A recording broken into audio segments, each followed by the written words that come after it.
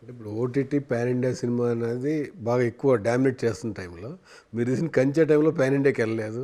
తర్వాత బాగా అప్రైజల్స్ వచ్చినాయి, మీకు అవార్డు కూడా వచ్చింది ఆ సినిమా. అంటే మీకు సినిమాటిక్గా వెళ్ళినప్పుడు ఇప్పుడు ఆ కథ ఇప్పుడు వచ్చుంటే ఇంకా ఎక్కువ వచ్చేదేమో నాకు అనిపించింది పర్సనల్గా. మీకు పర్సనల్గా ఏమైనా అనిపించింది? అది ప్రతి దర్శకుడికి ప్రతి ఆడియన్స్కి ఉంటుందండి. గమ్యం ఇప్పుడు వచ్చి ఉంటే సోషల్ మీడియా అంటే ఉన్నప్పుడు గమ్యంకి దానికన్నా కంచె అనేది ఇప్పుడు ఇప్పుడు అఫ్కోర్స్ ఇది వరల్డ్ వార్ రెట్రో ఫిల్మ్. గమ్యం అనేది రోడ్ ఫిల్మ్ అయితే, హైపర్ లింక్ ఆంథాలజీ వేదం అయితే, కృష్ణవందే అద్గురం అనేది ఒక మైనింగ్ థియేటర్, సారీపతులు అయితే, కంచె అనేది first world war retro world war film అండి. అది వన్ ఆఫ్ ద ఫస్ట్ అన్నమాట. ఇప్పుడు వచ్చుంటే అనేది అన్నీ అంటే దాని గురించి అసలు గతం అండి, అంతే అండి.